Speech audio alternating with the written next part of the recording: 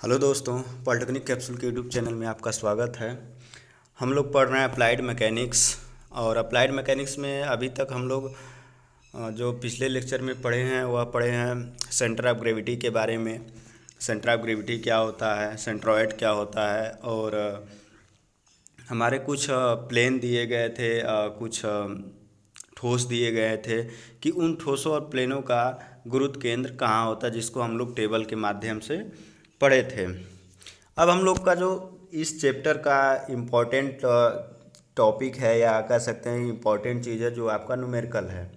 Numerical के साथ साथ आपको सेंटर ऑफ ग्रेविटी की परिभाषा लिखने के लिए पूछता है, सेंट्रॉइड की परिभाषा पूछता है कि सेंट्रॉइड क्या होता है, सेंटर ऑफ ग्रेविटी क्या होता है। इस पे आपको परिभाषा लिखना रहता है।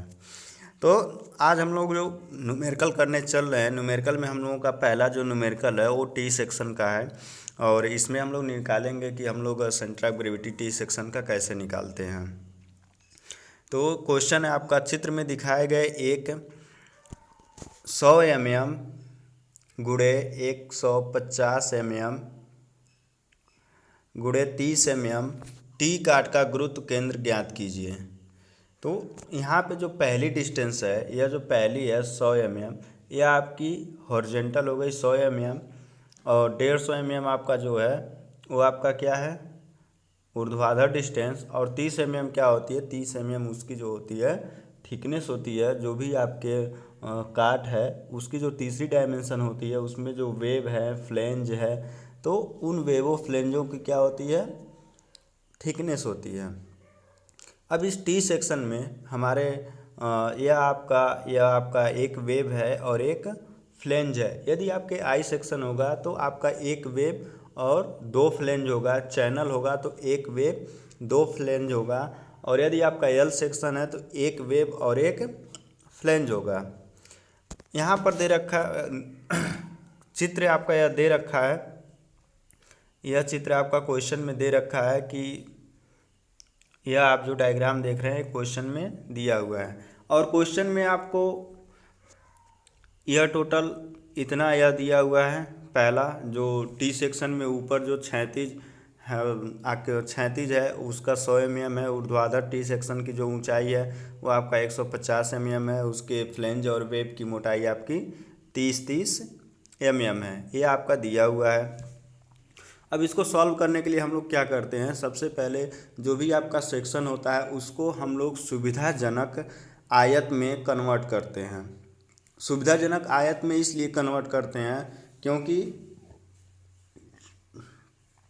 आप लोग अभी पिछले लेक्चर में पढ़े होंगे कि जो हमारा वर्ग होता है और आयत होता है उसका गुरुत्व केंद्र कहाँ पर होता है। जो हमारी लंबाई और चौड़ाई होती है उनके मध्य बिंदुओं को जब मिलाते हैं तो उनके मिलान बिंदुओं पर जब मध्य बिंदुओं को मिलाते हैं तो दोनों रेखाएं, एक क्षैतिज और एक ऊर्ध्वाधर, जहाँ क्रॉस करती हैं वहीं हमारा क्या होता है, गुरुत्व केंद्र होता है। तो यह बहुत ही सिंपल तरीका होता है कि साधारण तरीका होता है किसी भी आयत का या वर्ग का गुरुत्व केंद्र निकालने के लिए। दूसरा तरीका भी है कि आप उनके विकर्णों को क्या करिए, मिलाइए, विकर्णों का कटान बिंदु आपका गुरुत्व केंद्र होगा। तो इसमें भी हम लोग क्या किए, यहाँ से अब सुविधाजनक में क्या कर एक एक ऑप्शन हम लोगों के पास और भी था कि यहाँ से इसको ऊपर मिला दें और यहाँ से इसको ऊपर मिला दें, जिसमें आपके आयत की संख्या 3 हो जाती और वह सही नहीं था। तो इसलिए हम लोगों ने क्या किया कि यहाँ से इसको हम लोग नीचे मिला दिए। यदि इसका आप लोग अगर यदि नाम लिखना चाहते हैं तो आप यहाँ पे लिख लीजिए ABCDEF। जी आप नहीं लिख सकते हैं क्योंकि जी इसमें ऑलरेडी गुरुत्व केंद्र के रूप में दिया हुआ है। IJ और K, तो यह आपके जो पॉइंट हो गए। अब इन पॉइंटों को हम लोगों का एक पहला आयत क्या हो गया, ABCD। ABCD ये आपका पहला आयत। दूसरा है आपका JKEF, दूसरा आयत हो गया। तो हम लोग जो इसमें नीचे हम लोग का है, जो हम लोग के नीचे है उसको हम लोग पहला आयत मान लेते हैं, आयत नंबर फर्स्ट, और ऊपर वाले को आयत नंबर सेकंड।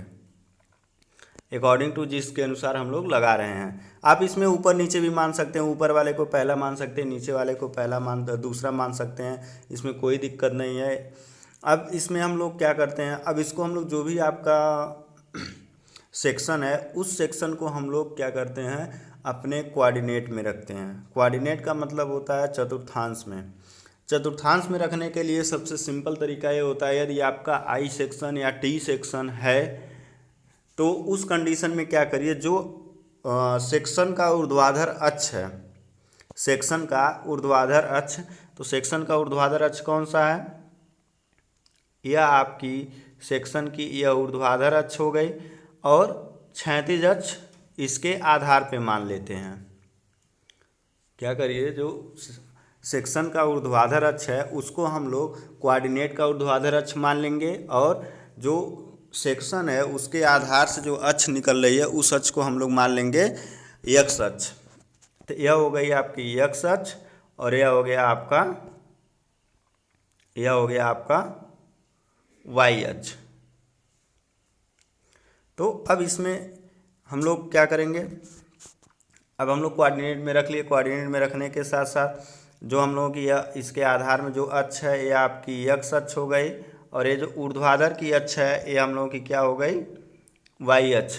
तो अब इसमें हम लोगों का जो फार्मूला होता है क्या होता है, वाई बार इजकल टू, गुरुत्व के निकालने का फार्मूला क्या होता है, Y bar equal to a1 y1 plus a2 x2 upon a1 plus a2। तो यह जो आप फार्मूला पढ़े हैं, यह फार्मूला हमारा क्या होता है कि जो आपका वाई बार दूरी होती है यह आपका एक्स अक्ष से गुरुत्व केंद्र की स्थिति होती है। तो हम लोग यहाँ पे देखिए पहले वाले का गुरुत्व केंद्र की स्थिति निकाल लिए, यहाँ पर है पहले आयत का, इसके लंबाई का आधा कर लिए, यह आपकी लंबाई का आधा हो गया, चौड़ाई का आधा कर लिए, तो यह पॉइंट आपका कैपिटल G1 हो गया, यह आपका क्या हो गया, एक्स अक्ष से y1 दूरी हो गई। अब दूसरे वाले भाग का क्या करते हैं, जो इसकी चौड़ाई है चौड़ाई का आधा करते हैं, और लंबाई का आधा ऑलरेडी है ही, तो यह जो पॉइंट मिला यह हम लोगों का G2 हो गया। और इस बिंदु से एक्स अक्ष के बीच की जो डिस्टेंस है वह आपकी क्या हो गई, y2, और यह आपका y1। आपको क्या चाहिए, y बार निकालना है। एरिया निकाल लेते हैं, पहले वाले भाग का एरिया A1, पहला वाला जो भाग है उसका एरिया A1, दूसरे वाले भाग का ये जो दूसरा भाग है इसका एरिया A2। तो पहले वाले भाग का एरिया क्या हो जाएगा, जो हमारी वेब की ऊंचाई होगी इंटू वेब की मोटाई।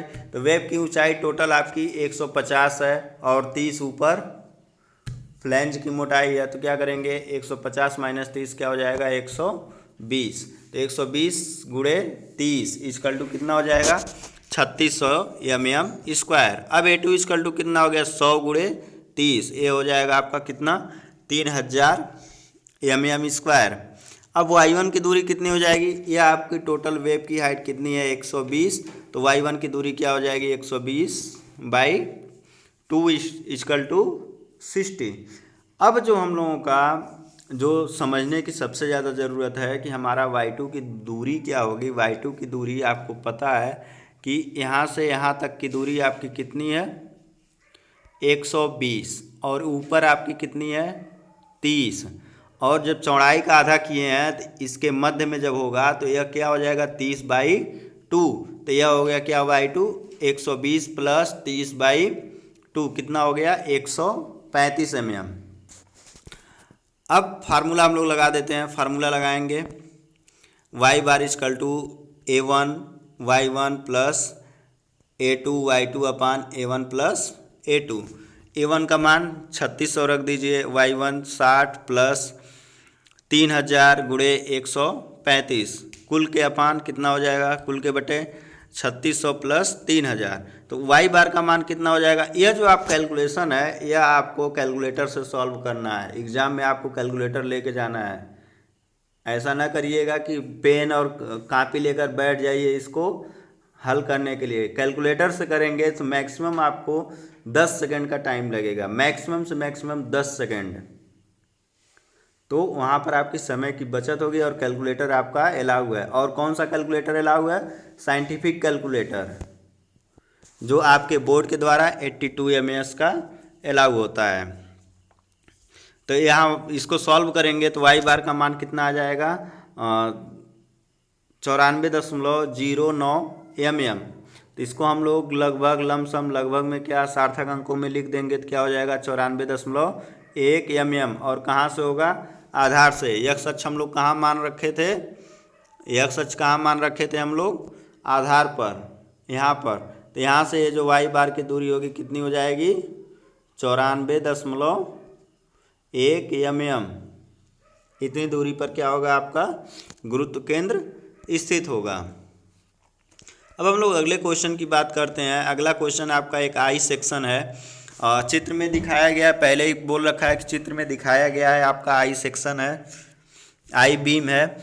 आई बीम की काट का गुरुत्व केंद्र निकालना है। तो अब आई में जो हम लोग बात करते हैं कि आई को हम लोग कितने सुविधाजनक आयतों में कन्वर्ट कर सकते हैं, तो इसको हम लोग कन्वर्ट कर सकते हैं 3 आयतों में। यहाँ पर यहाँ से नीचे से मिला देंगे, डॉटेड लाइन है और यहाँ पर डॉटेड लाइन। तो एक हो गया नीचे वाला पहला हम लोग मान लिए, बीच वाला दूसरा और यह आपका तीसरा हो गया। टॉप वाला क्या हो गया? आपका तीसरा आयत हो गया।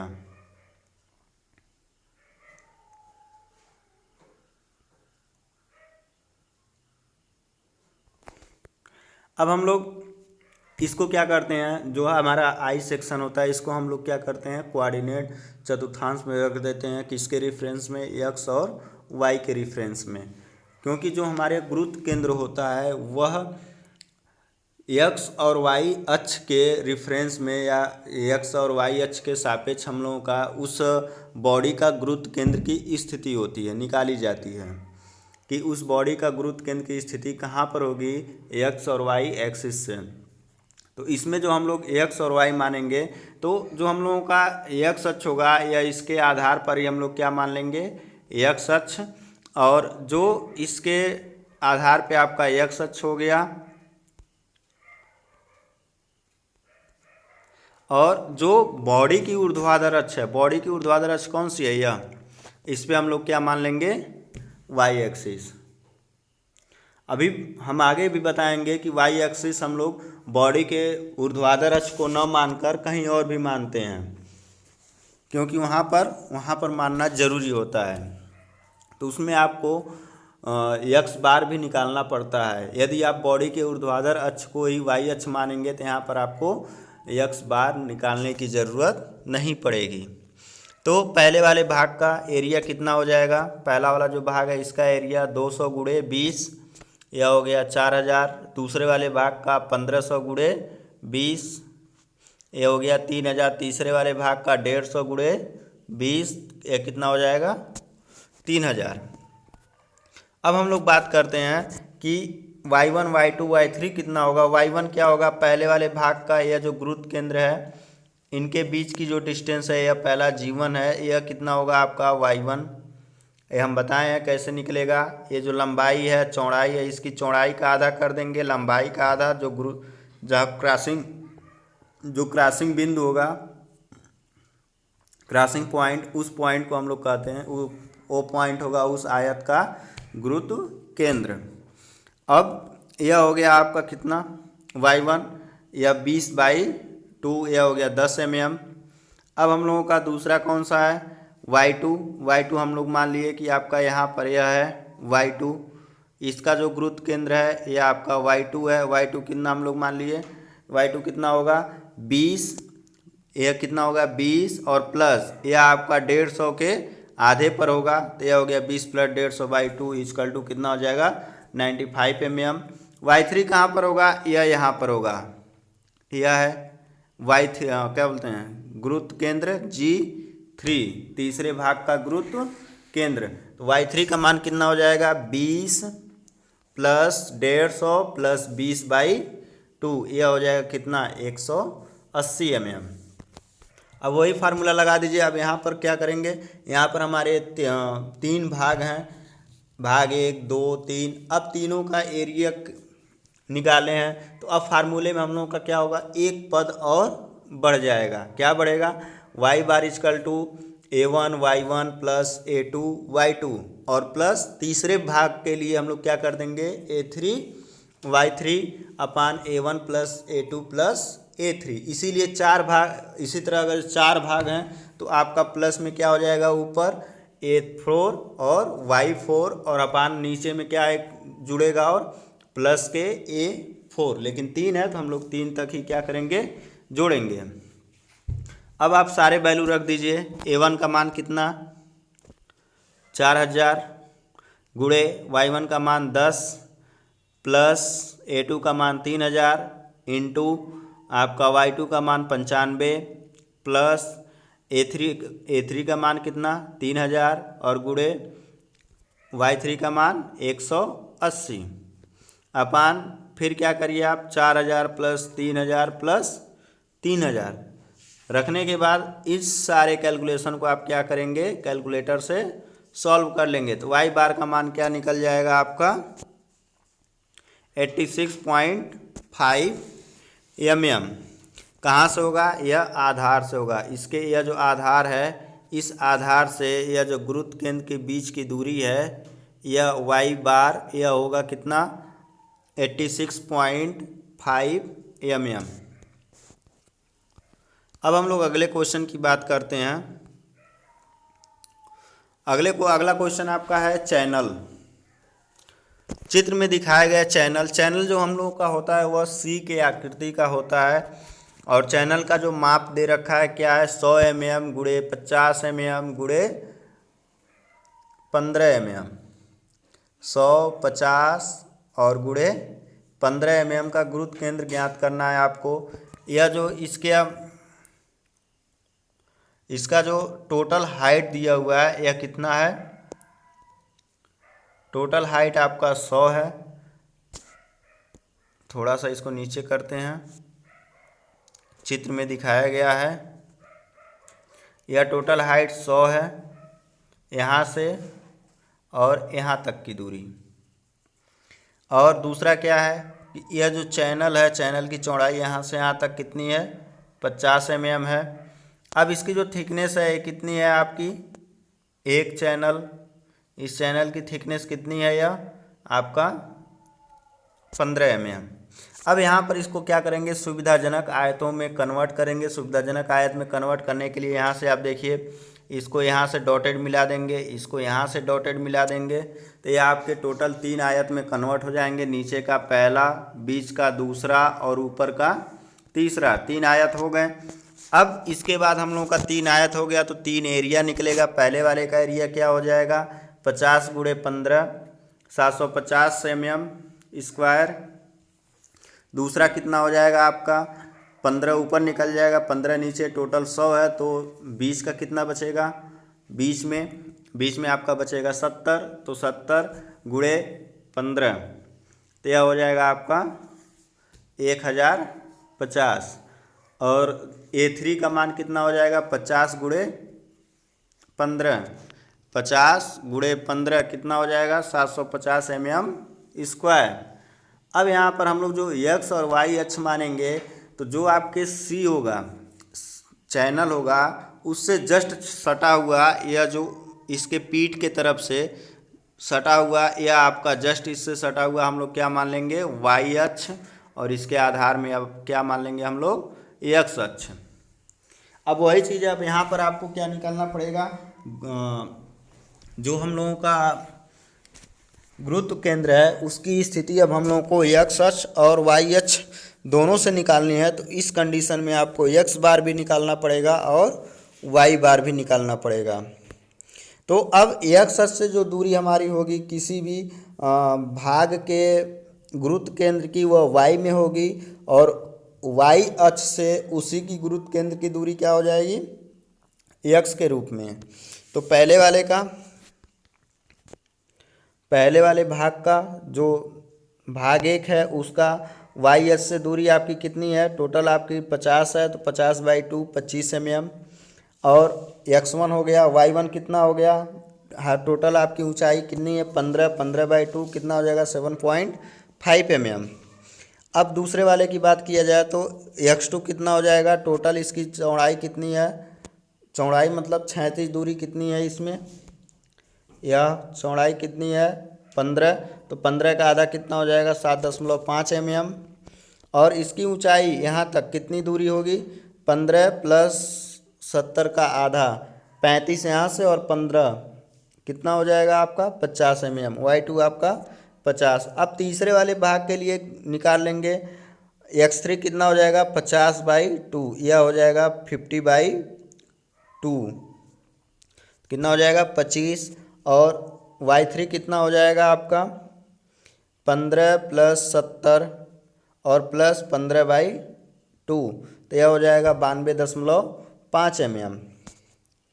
तो अब इसके बाद सारा आपको पता हो गया a1, a2, a3, x1, x2, x3, y1, y2, y3। अब हम लोग क्या करेंगे, फार्मूला रखेंगे, फार्मूले में सारे वैल्यू को रख देंगे, रखने के बाद हम लोग x बार और y बार का मान निकाल लेंगे। तो यहाँ पर यह x बार = a1 x1 + a2 x2 + a3 x3 whole के अपान a1 + a2 + a3। तो a1 का मान 750 × 25 + 750 × 7.5 + 750 × 25 अपान 750 + 1050 + 750। जब आप इसको सॉल्व करेंगे तो x बार का मान कितना आएगा 17.79 mm, जो लगभग आपका कितना होगा 17.8 mm के बराबर। अब तो आप कहेंगे क्या कि यहाँ पर तो जो हम लोगों का वेब दिया है, वेब की थिकनेस टोटल 15 mm ही है, लेकिन हमारा गुरुत्व केंद्र के जो x बार का मान आ रहा है वो कितना आ रहा है 17.8 mm। इसका मतलब है यह आगे कहीं खाली स्थान पर यहाँ पर होगा यह गुरुत्व केंद्र G खाली स्थान में होगा, तो यह चैनल के लिए खाली स्थान में ही होता है, एल सेक्शन के लिए खाली स्थान में होता है। जैसे किसी रिंग का, जैसे आपका रिंग है यह, तो इस रिंग का गुरुत्व केंद्र कहाँ होता है, उसके मध्य भाग में बीच में जहाँ खाली स्थान होता है। ठीक है, तो इसके लिए आप चिंतित न रहिएगा।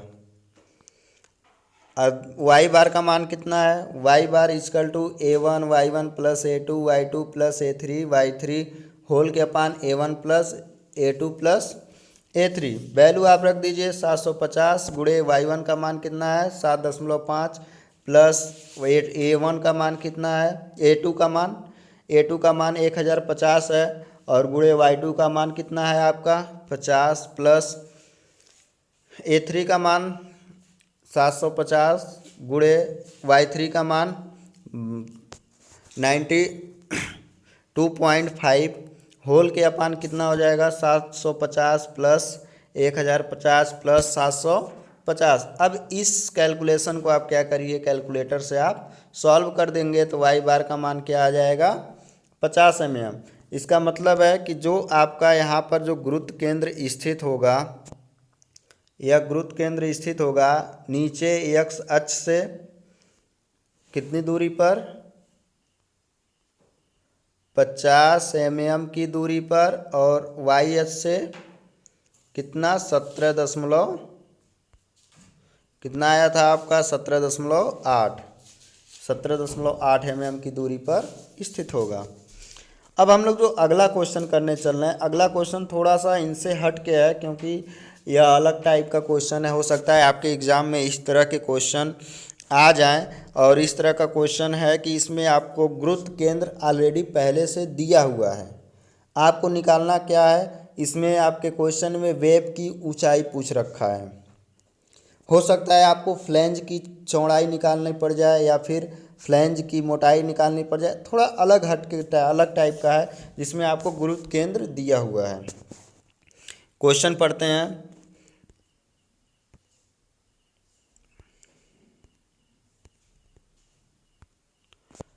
चित्र में एक टी धरन का परिच्छेद प्रदर्शित किया गया है। वेब की ऊंचाई ज्ञात कीजिए जबकि परिच्छेद का गुरुत्व केंद्र रेखा पर वेब की आधार से 19.42 सेंटीमीटर पर है। तो यहाँ पर हम लोग जो सेक्शन है, सेक्शन के आधार पे हम लोग क्या मान लिए, यह आपकी एक्स अक्ष है, जो हम लोगों का सेक्शन की ऊर्ध्वाधर अक्ष है, उसी को हम लोग क्या मान लिए, वाई अक्ष, इसको वाई अक्ष। अब इसका जो पूरे सेक्शन का जो गुरुत्व केंद्र है, यह आपका कैपिटल जी, यह कहाँ है, एक्स अक्ष से कितनी दूरी पे है, 19.42 सेंटीमीटर की दूरी पर। तो अब हम लोगों को सारा कुछ इसमें सारा कुछ दिया हुआ है, बस निकालना क्या है, वेब की ऊंचाई। चलिए इसको हम लोग कन्वर्ट कर लिए, यहाँ से आप डॉटेड यहाँ से इसको मिला दीजिए, यहाँ से इसको आप डॉटेड मिलाइए, दो भाग में आपके कन्वर्ट हो गया, नीचे वाला पहला आयत, ऊपर वाला दूसरा आयत। अब पहले आयत का एरिया क्या हो जाएगा, हम लोगों को पता है कि जो आपका वेब दिया, वेब की चौड़ाई कितनी दी गई है, 7 सेंटीमीटर, और गुणे यक्स हम लोगों को निकालना है 7 यक्स सेंटीमीटर स्क्वायर। y1 का मान क्या हो जाएगा, x/2, जो आपके यह x दिया हुआ है इसी के आधे पर होगा क्या, y1। अब a2 का मान कितना है, 30 गुणे 5 equal to 150 centimetre square. y2 का मान कितना हो जाएगा, यहाँ से यह डिस्टेंस कितनी हो जाएगी, यह हो जाएगा कितना, x प्लस 5/2, तो कितना हो जाएगा, x प्लस 2.5। वाई बार का मान दिया हुआ है 19.42 सेंटीमीटर।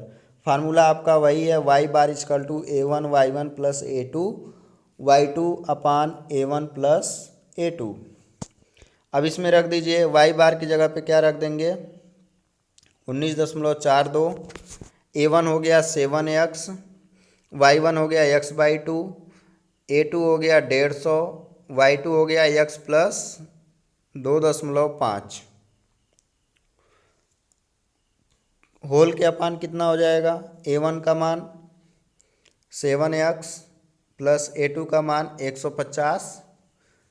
अब इसमें क्या करेंगे, नीचे वाले जितने पद हैं, इन पदों का बराबर के दूसरी तरफ क्या कर देंगे, गुणा कर देंगे, बराबर के दूसरी तरफ ले जाएंगे, आपका ऑलरेडी क्या हो जाएगा, गुणा में हो जाएगा, क्योंकि बराबर के एक तरफ या भाग में पड़ा हुआ है, तो बराबर के दूसरी तरफ क्या हो जाएगा, गुणा में हो जाएगा। तो आपका क्या होगा, 7x इंटू 19.42 प्लस 150 गुणे 19.42 इक्वल टू 3.5x स्क्वायर। यहाँ पर 2 से 7 कटेगा, कितना बचेगा, 3.5 एक्स स्क्वायर प्लस 150x। अब इस जो आपका 150 है, इसका अंदर गुणा कर देंगे, 150x प्लस 150 गुणे 2.5। अब इसको हम लोग जब आगे सॉल्व करेंगे तो यहाँ आप गुणा कर सकते हैं। गुणा करने के बाद यह आपका जो इक्वेशन बनेगा हम लोगों का, इक्वेशन में एक्स स्क्वायर के पद होंगे और एक्स के पद होंगे और एक बिना एक्स का होगा। तो यहाँ पर हो गया 135.94 X plus 2913 equal to 3.5 X square plus 150 X plus 375। तो यहाँ पर बराबर के एक तरफ सभी पदों को ले चलेंगे और जितने आपके एक्स के पद हैं वह एक्स के साथ जुड़ जाएंगे या घट जाएंगे, जो भी होंगे। तो अब क्या करते हैं, इस पद को बराबर के दूसरी तरफ लाते हैं। तो बराबर के एक तरफ ऑलरेडी 3.5 एक्स स्क्वायर है, तो इधर लाएंगे 150 एक्स माइनस 135.94 एक्स, और इस वाले पद को भी हम लोग इधर लाएंगे तो क्या हो जाएगा, आगे आपका 375 माइनस 2913 इक्वल टू 0। अब यहाँ से जब इसको सॉल्व करेंगे तो यह हो जाएगा आपका 3.5 X square plus 14.06 X minus 2538 equal to 0। यह जो आपका इक्वेशन बना, यह इक्वेशन आप श्रीधराचार्य के नियम से भी सॉल्व कर सकते हैं, कैलकुलेटर की सहायता से। गुणा भाग करने मत बैठिए। या दूसरा आपका ऑप्शन है जो आपको काफ़ी आसान है और सरल तरीके से हो जाएगा, जो आप कैलकुलेटर से कर सकते हैं। कैलकुलेटर में आपको दो घात का इक्वेशन सॉल्व करने के लिए ऑप्शन दिया रहता है, वहाँ से आप दो घात का इक्वेशन सॉल्व कर लीजिए। कैलकुलेटर से डायरेक्ट x के दो मान आएंगे और दो मान में से एक मान है आपका x इक्वल टू 25 सेंटीमीटर होगा। ठीक, आज के लिए बस इतना ही। वीडियो अच्छा लगे तो आप लोग लाइक करें, चैनल को सब्सक्राइब करें और आपको पीडीएफ के लिए हमारे पॉलिटेक्निक कैप्सूल के टेलीग्राम चैनल को आप ज्वाइन करिए। धन्यवाद।